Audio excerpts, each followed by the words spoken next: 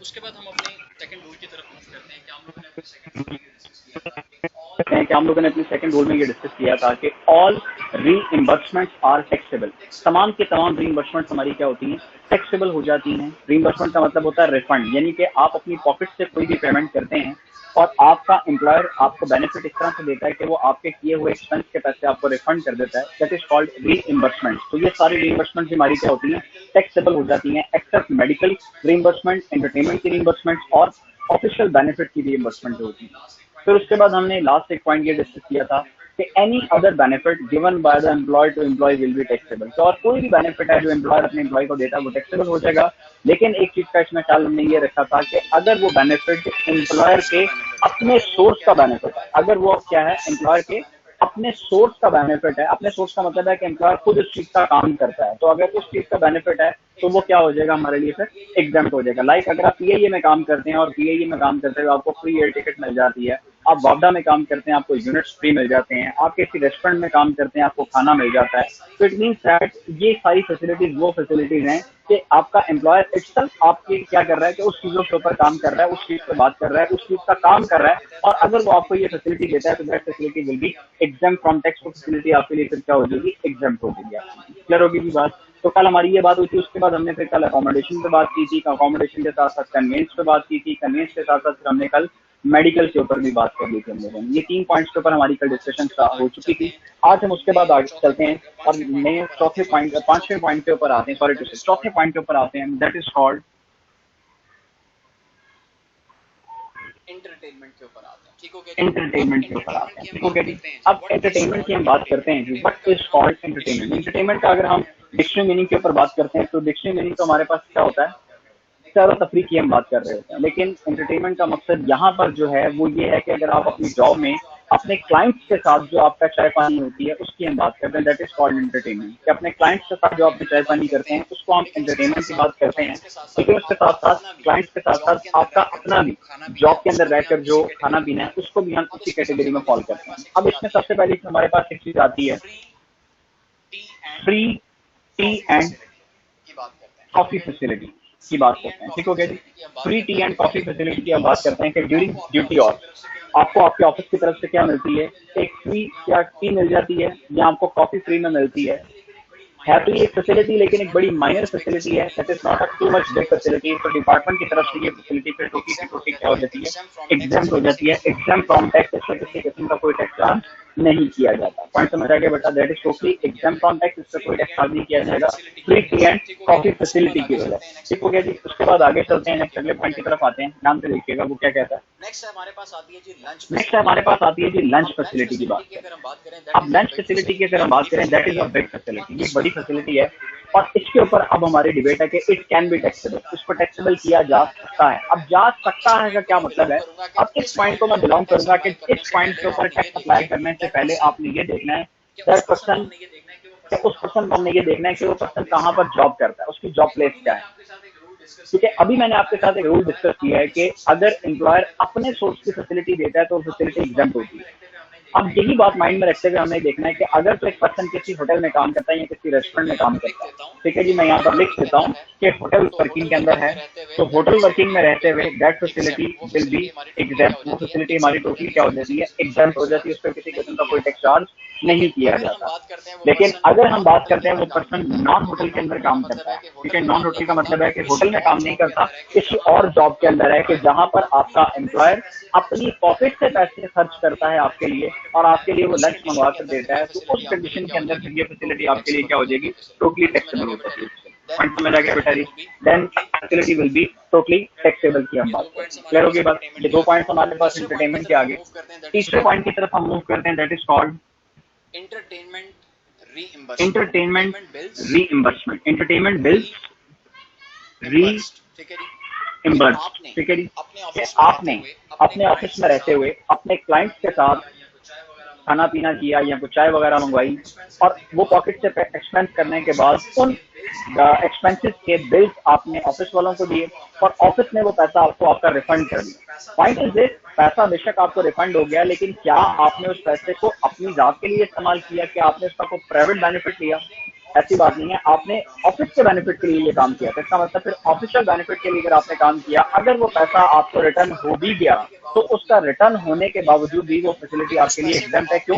तो उस पैसे को आपने अपनी पर्सनल बेनिफिट के लिए इस्तेमाल नहीं किया था, बल्कि that will be use for the official benefit. उसको आपने ऑफिशियल बेनिफिट के लिए आपने इसको इस्तेमाल किया। पॉइंट समझ आ गया? जैसे हमारे पास क्या आता है, एंटरटेनमेंट बिल, इन्वेस्टमेंट की हम बात करें, फिर होगी की बात। लास्ट पॉइंट इसमें हमारे पास कौन सा आता है? फिर एंटरटेनमेंट हम लोग बात करते हैं अलाउंस, ठीक है जी। एंटरटेनमेंट अलाउंस की हम बात कर रहे हैं कि ऑल अलाउंसेज आर टैक्सेबल, ठीक है जी। ऑल अलाउंसेज आर टैक्सेबल की हम बात करते हैं कि सारे के सारे अलाउंस हमारे लिए क्या होते हैं, टैक्सेबल हो जाते हैं। तो एंटरटेनमेंट का अलाउंस भी उसी कैटेगरी के अंदर फॉल करता है कि ऑल अलाउंसेज आर टैक्सेबल, सारे के सारे अलाउंस हमारे क्या हो गए, टैक्सेबल हो गए। किसी किस्म का इसके ऊपर एग्जेम्पशन का पॉइंट हमारे पास नहीं आता, ठीक हो गया जी। क्योंकि ये अलाउंस आपको फिर परमानेंटली बेसिस के ऊपर एक फिक्स अमाउंट मिल रही होती है। अब this is not hard and fast कि आप इस अलाउंस को सिर्फ ऑफिस के लिए इस्तेमाल करेंगे, डेफिनेट की बात है, फिर आप इसको अपने पर्सनल बेनिफिट में भी लेकर जाएंगे। तो इसीलिए फिर डिपार्टमेंट ने जो अलाउंस का फैक्टर है, जो आपको परमानेंटली बेसिस पर अलाउंस मिल रहा है, उसकी वजह से फिर आपको क्या कर दिया डिपार्टमेंट ने, टोटली टैक्सेबल का फैक्टर इस पे डिस्कस कर लिया। ठीक हो गया जी। तो ये हमारे पास बता एंटरटेनमेंट की फैसिलिटी के मैक्सिमम 4 सोर्सेज हमने मेंशन कर दिए यहाँ पर। ठीक हो गया। एंटरटेनमेंट किसी भी एम्प्लॉय को मैक्सिमम इन 4 पॉइंट्स में हम कवर अप कर सकते हैं। छोटा सा रिकैप ले लेता हूँ इसका। Free tea and coffee facility during duty hours, आप जहाँ पर जॉब करते हैं ड्यूरिंग ड्यूटी आवर्स आपको टी या कॉफी की फैसिलिटी मिल रही होती है। तो टी और कॉफी की फैसिलिटी एक माइनर फैसिलिटी है, तो डिपार्टमेंट इसको टोटली एग्जाम्प्ट करता है, उसके ऊपर कोई टैक्स चार्ज नहीं किया जाए। और अगर ऑफिस में आपको लंच फैसिलिटी मिलती है कि आपको लंच मिल रहा है, तो ड्यूरिंग, ठीक है, लंच फैसिलिटी की हम बात करते हैं, तो लंच की वजह से फिर क्या करना है कि हमने 2 जगह पे काम कहाँ सर पे करना है। सर जी जी, आवाज आपकी क्लियर नहीं आ रही सर। आवाज का साउंड का क्या मसला आ रहा है? सर को डिस्टर्बेंस। डिस्ट्रक्शन आ रही है लाइन में।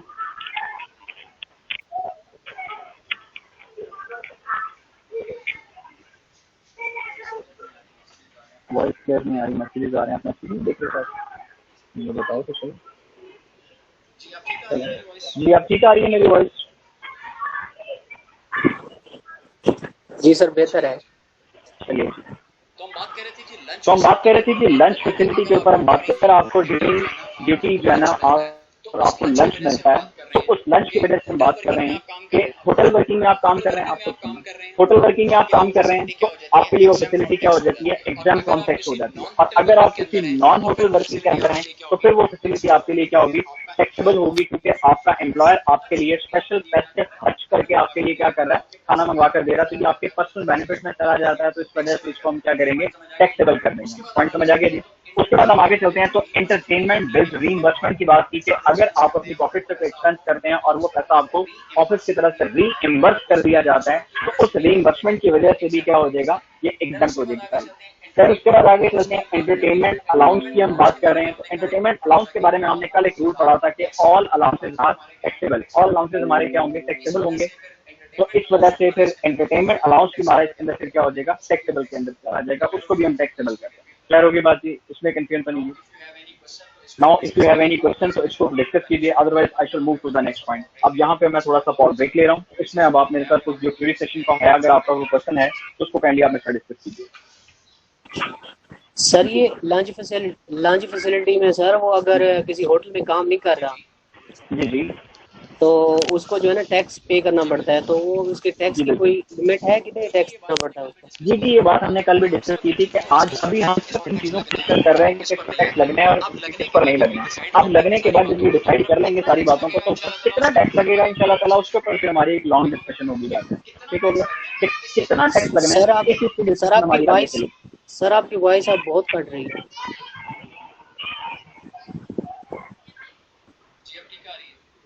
ठीक आ रही है?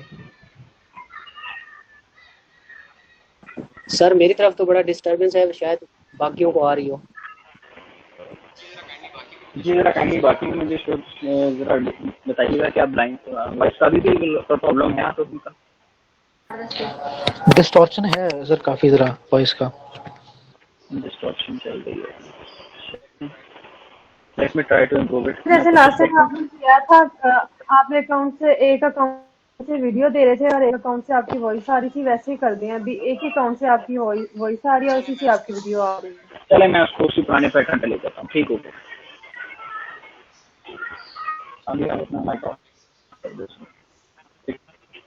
चलें, होप सो कि नाउ फाइन। अब मेरे ख्याल से ठीक है। जी बिल्कुल ठीक है।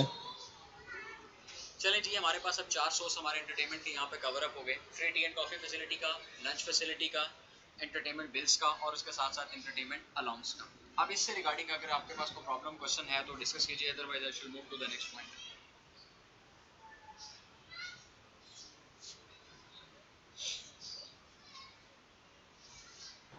जी सर, मूव ऑन।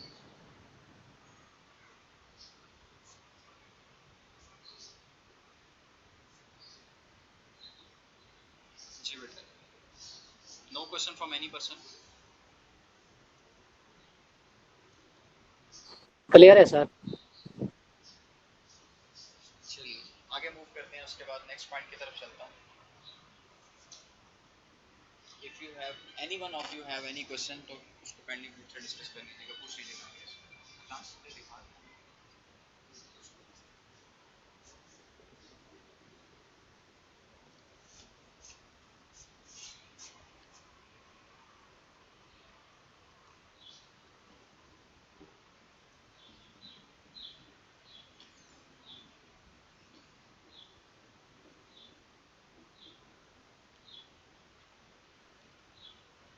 देखिए जी, नेक्स्ट पॉइंट की तरफ हम मूव करते हैं। लोन टू एम्प्लॉय और दूसरी तरफ हमारे पास लोन फ्रॉम एम्प्लॉयर की हम बात करते हैं कि लोन टू एम्प्लॉय है या इसी का दूसरा नाम लोन फ्रॉम एम्प्लॉयर की हम बात कर रहे हैं। क्या एक एम्प्लॉय को अगर लोन या उसने लिया है अपने एम्प्लॉयर से, तो इस फैसिलिटी की टैक्सेबिलिटी क्या होगी, इस पर किस तरह से टैक्स लगेगा, कितना टैक्स लगेगा, इस चीज के ऊपर अब हम बात कर रहे हैं। मेरा बेटा इस चीज को बहुत सुनिएगा, ठीक है। अब सबसे पहले जब ये लोन की बात आती है तो इसको हम दो कैटेगरीज में डिवाइड करते हैं लोन की अमाउंट के पॉइंट ऑफ व्यू से। Loan is above 1 million. 1 million का मतलब होता है 10 लाख की बात कर रहे हैं। Loan is above 1 million and loan is up to 1 million. ठीक हो गया जी। अप टू का मतलब है 1 मिलियन यानी कि 10 लाख तक का लोन या 10 लाख से अबव का लोन। दो कैटेगरीज में सबसे पहले आपने इसको डिवाइड करना है। अगर आपका लोन अप टू 1 मिलियन है, सिर्फ 1 मिलियन तक यानी कि 10 लाख तक का लोन है आपका, तो ये फैसिलिटी आपके लिए एग्जेम्प्ट फ्रॉम टैक्स होगी। इस पर किसी किस्म का कोई टैक्स चार्ज नहीं किया जाएगा। बात को दोबारा से रिपीट कर रहा हूं कि अगर एक एम्प्लॉयर अपना लोन लेता है किससे, एम्प्लॉय से, ठीक है जी। अगर एक एम्प्लॉयर आपको क्या कर रहा है, लोन ले रहा है अपने एम्प्लॉयज, अपना एम्प्लॉय लोन ले रहा है अपने एम्प्लॉयर से, तो फिर इस फैसिलिटी को हमने सबसे पहले इवैल्यूएट करने के लिए ये देखना है कि लोन की अमाउंट क्या है। अगर हमारे पास लोन की अमाउंट है जो वो अप टू 1 मिलियन है, 1 मिलियन तक का हमारे पास लोन है, तो 1 मिलियन तक की फैसिलिटी हमारे लिए वैसे क्या हो जाएगी, एग्जाम फ्रॉम टैक्स हो जाएगी। ठीक हो गया, that will be exam from tax, उस पर किसी किस्म का कोई टैक्स चार्ज नहीं किया जाएगा। लेकिन अगर loan is above 1 million, 1 million से ज्यादा का लोन है, तो अब इसके ऊपर क्या कंडीशन आएगी। अब जरा इस पॉइंट को बड़े ही ध्यान से समझिएगा, इसमें 4 फर्दर कंडीशंस निकल जाती हैं। अब सबसे पहली बात ये होती है कि अगर आपने अपने एम्प्लॉयर से लोन लिया है तो डेफिनेट सी बात है, डिपार्टमेंट कहता है कि being a employ you should pay interest. अब मैं टैक्स की बात नहीं कर रहा आपसे, you should pay interest on that loan. कि एक एम्प्लॉय ने अगर अपने एम्प्लॉयर से लोन लिया है, बीइंग अ एम्प्लॉय मैं कहता हूं जी मैंने अगर अपने एम्प्लॉयर से लोन लिया है तो आई हैव टू पे द इंटरेस्ट। मुझे उसके ऊपर क्या पे करना है, इंटरेस्ट पे करना है। अब कितना इंटरेस्ट पे करना है, डिपार्टमेंट ने एक स्पेसिफिक रेट अप्लाई कर दिया, that is called benchmark rate. Department ने उसके ऊपर हमें एक रेट अप्लाई किया, that is called benchmark rate, that is called BMR। और वो कितना रेट है जी हमारे पास इस वक्त, 10%। यानी कि अकॉर्डिंग टू डिपार्टमेंट एक एम्प्लॉय अगर अपने एम्प्लॉयर से लोन लेता है तो उसको चाहिए कि वो अपने एम्प्लॉयर को उस लोन के ऊपर 10% इंटरेस्ट पे करे। मैं बार बार बात कर रहा हूँ, we are not discussing about the tax, हम टैक्स की बात नहीं कर रहे, we are discussing about interest की हम बात कर रहे हैं। कि इंटरेस्ट उसने पे करना है, और कितना इंटरेस्ट पे करना है, 10% के हिसाब से पे करना है। अब इस बात को माइंड में रखते हुए मैं यहाँ पर 4 पॉसिबिलिटीज क्रिएट कर रहा हूँ कि इफ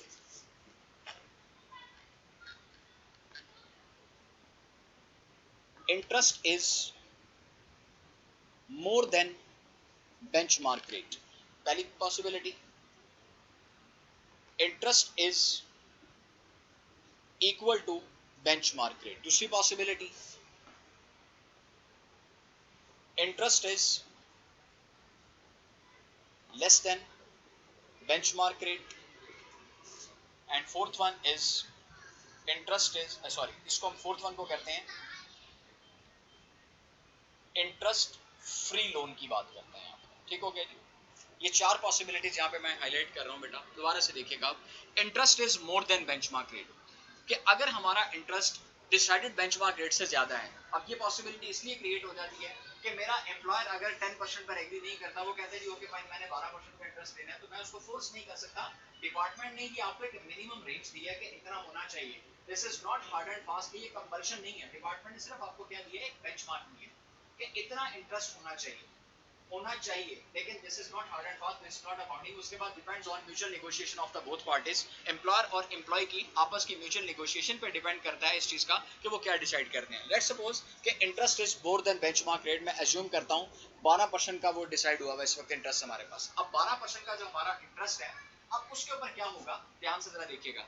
डिपार्टमेंट ने 10% कहा और वो पर्सन आपको कितना पे कर रहा है, 12% पे कर रहा है। It means that he is already paying 2% extra, वो 2% ऑलरेडी एक्स्ट्रा पे कर रहा है। इसका मतलब वो एक एक्स्ट्रा एक्सपेंस फेस कर रहा है, ठीक है जी। अगर वो एक्स्ट्रा एक्सपेंस फेस करता है, ठीक है जी, अगर एक्स्ट्रा एक्सपेंस फेस कर रहा है तो इसका मतलब कोई इनकम अर्न नहीं कर रहा। तो डिपार्टमेंट कहता है कि इसका मतलब फिर क्या है कि अगर आप एक्सपेंस आप कोई इनकम जो है ना वो फेस, बेटा लाइन में अभी भी डिस्टॉर्शन आ रही है।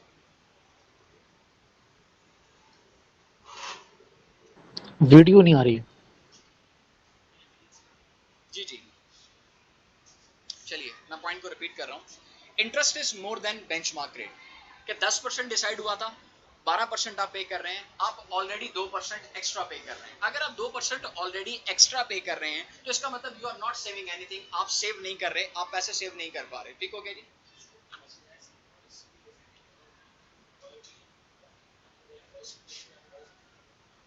यार मेरे ख्याल से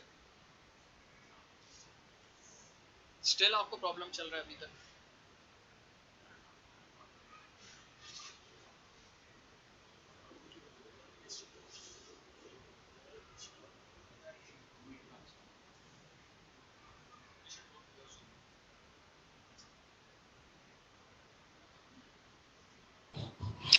अस्सलाम वालेकुम। मैं दोबारा से थोड़ा सा इसको डिस्कस कर रहा हूँ। जी बताइएगा, लाइन में डिस्टॉर्शन अभी भी किस किस की है? ऐसे आपका कोई इतना बड़ा इशू नहीं आ रहा, लेकिन सम टाइम उसमें कभी वीडियो का पॉज आ जाता है, otherwise everything is going okay.